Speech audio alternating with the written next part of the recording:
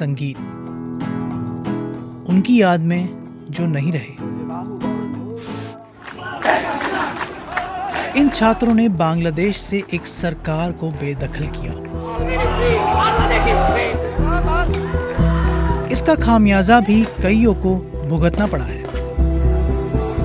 UN की report में बताया गया है कि 600 से ज्यादा लोगों की मौत हिंसा की वारदातों में हुई है। इसमें कई छात्र भी शामिल हैं, जैसे मीर महफूज उर रहमान। उनके परिवार के लोग उन्हें प्यार से मुग्धो बुलाते थे।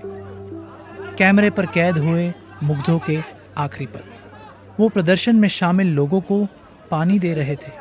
कुछ ही देर में एक गोली उनके सिर पर लगी और उन्हें जान गंवानी पड़ी। मुग्धो के भाई हमें उनके रूम में ले गए। That is Snigdho's working desk, and this was Mugdho's working desk. So whenever they used to work and they become tired, if they wanted to take rest, so if they lay down, they used to put their head on each other's shoulder and they used to take rest.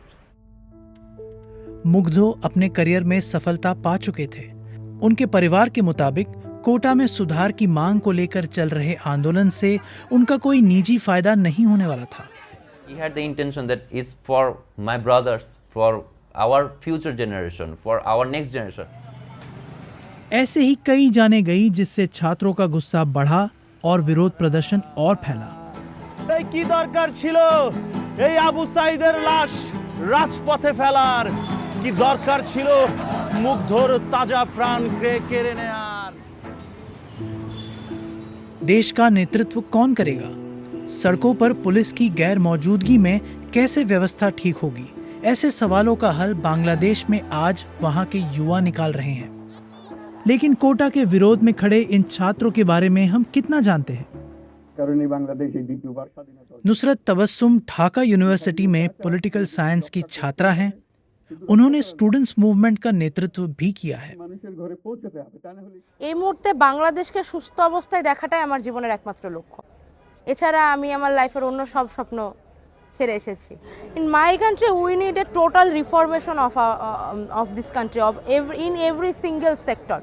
We need to reform a lot, you know. And a lot means a lot of time also will be taken. That's depend on my country's people. लेकिन आए दिन चल रही हिंसा की घटनाएं कानून व्यवस्था बनाए रखने में छात्रों की क्षमता पर सवाल खड़े करती है। कई जगहों पर छात्रों द्वारा भीड़ की ताकत से लोगों को डराने और धमकाने की वारदातें भी उभर कर आ रही हैं। Some of our colleagues in different universities, they were really much worried, and they have been threatened that, oh, you did not support us, you did not support the movement, so you will be boycotted, and they are enforced to resign their jobs. It works against our mandate coming from the movement.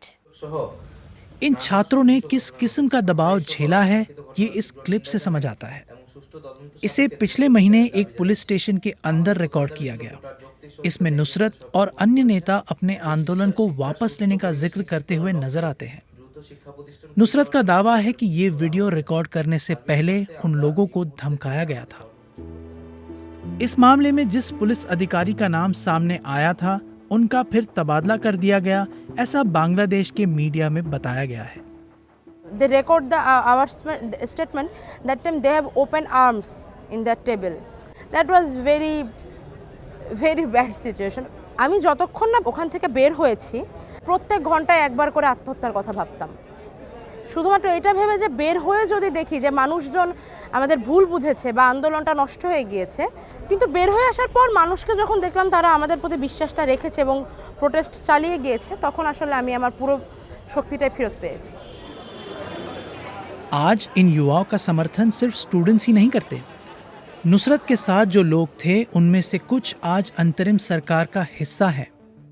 वहीं कुछ नजीफा जन्नत जैसे हैं, जिन्होंने private universities में छात्रों का नेतृत्व किया था। We want better in our policy making, better in our education system, better in our health system, better in our law system. our university teachers we are connected with, they have their plans, they share with us that you people can work on this. It's a thrilling time because in that last regime I knew that okay, I have to do self-censorship, I cannot say anything. लेकिन नजीफा की ये मांग है कि नई सरकार को चलाने वाले छात्र नेताओं से और ज्यादा सलाह मशवरा किया जाए। The first thing they need to do is connecting with all the stakeholders of this protest. Continuous social dialogue with people. What I have seen that still now is not happening. I think they are taking time because they have all just started. पूर्व प्रधानमंत्री शेख हसीना के देश छोड़ने के बाद बनी अंतरिम सरकार ने कई वादे किए हैं। सरकारी तंत्र की पूरी तरह से समीक्षा करना, यूएन से हिंसा की जांच कराना, इनमें से कुछ अहम फैसले हैं। लेकिन ढाका की सड़कों पर कई और आवाजें भी सुनने को मिली। First thing I must say, safety. Create safety on roads. Workplace of women need to be safe for them. I'm not happy with what's been happening with the Hindu communities that they're actually suffering. If we are going to divide the religious aspects, it's never going to work. हालांकि कुछ लोगों की समस्याओं का समाधान हो चुका था। যেমন বিআরটি লাইসেন্স করতে গেলে আগে টাকা দেওয়া লাগতো, গাড়ির একটা রেজিস্ট্রেশন করতে গেলে গাড়ির এক্সট্রা টাকা পেমেন্ট করা লাগতো। এখন সব সহজে হচ্ছে, কোনো করতে হচ্ছে না, ঘুষ দেওয়া হচ্ছে না বা কাউকে কোনো এক্সট্রা পেমেন্ট করতে হচ্ছে না আমাদের। ये हम जानते हैं कि छात्रों ने सरकार का विरोध कोटा में सुधार की मांग को लेकर किया था, लेकिन उनके प्रदर्शनों का एक इतिहास है। This movement was led by the mostly students of the Dhaka University, but it's spread out, and even school-going students also participated in the movement. First, they focused on the issue of the quota reformation, and after the attack, when the 6 students got killed by administrative forces, then actually it touched the heart of the mass people that okay, our children got killed. We found that it was led by left intellectuals.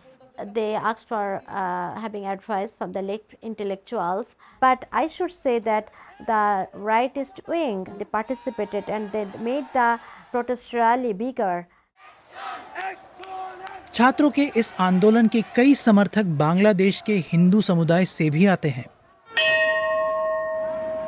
It was believed that minorities in Bangladesh was saved by the Aumi regime, but I don't think so. In 2021, in our community or on minorities' house was burned. So many. In Aumi government, we are taking many illegal or illicit many opportunities. You oppose I oppose. आर्थिक कारणों से भी इनकार नहीं किया जा सकता। बांग्लादेश के विकास दर में खास तौर से कोविड महामारी के बाद गिरावट आई है। साथ ही कीमतों में भी बढ़ोतरी देखी गई है। नौकरी की तलाश में युवाओं के लिए आज भी हालात मुश्किल ही हैं। When I came to the job market, I have seen that many irregularities. Question League was also a part of this movement. Many irregularities have uprised this movement. छात्रों और समाज के कई तबकों को मिली राहत आसानी से नजर आ जाती है। आज छात्र क्या मानते हैं ये मायने रखता है। इस संदर्भ में नई दिल्ली और शेख हसीना के बीच करीबी रिश्ते लोग भूले नहीं हैं।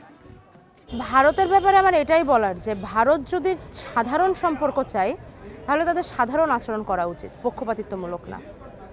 কারণ দেশ গঠিত হয় দেশের মানুষ দিয়ে, কোনো একটা রুলিং পার্টি বা স্পেসিফিক কোনো ফ্যামিলি তারা যদি দেশের মানুষের মধ্যে থেকে একটা কিছু গ্রুপ তুলে নেয় যে আমরা শুধু এদের সাথে এদেরকে ফ্যাসিলিটেট করব, এদেরকে সার্ভ করব, তাহলে সেটা আসলে আমরা ভারতের মতো একটা প্রতিবেশী দেশের কাছ থেকে আশা করি না। हालांकि बांग्लादेश में अंतरिम सरकार के साथ भी भारत ने अच्छे रिश्ते बनाने की बात की है। आगे का रास्ता अभी साफ नहीं है। सवाल भी कई हैं, जैसे बांग्लादेश में चुनाव कब हो। ऐसा नजर आता है कि फिलहाल चुनाव को लेकर छात्रों में ज्यादा उत्साह नहीं है। ইলেকশন ডেফিনেটলি দরকার, কিন্তু সেটা আমি চাচ্ছি একটু ঠিক হওয়ার পরে। আমরা আসলে যেহেতু এই সরকারকে পেয়েছি, আমরা আসলে বাংলাদেশটাকে চাচ্ছি অন্যায়ের যে জায়গাটা তৈরি হয়েছে বা দুর্নীতির যে জায়গাটা তৈরি হয়েছে এটা একটু মুছে যাক। I don't want the election to happen in 3 months or 6 months. I want it to happen after 3 or 4 years minimum. এই আবু সাইদের লাশ রাজপথে ফেলার কি দরকার ছিল মুগ্ধর তাজা প্রাণ কেড়ে নেয়ার।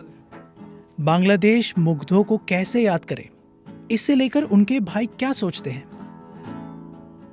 I want people to remember him with his good works, the sacrifice he did for the country. He always wanted to serve the nation. At the end, he actually served the country.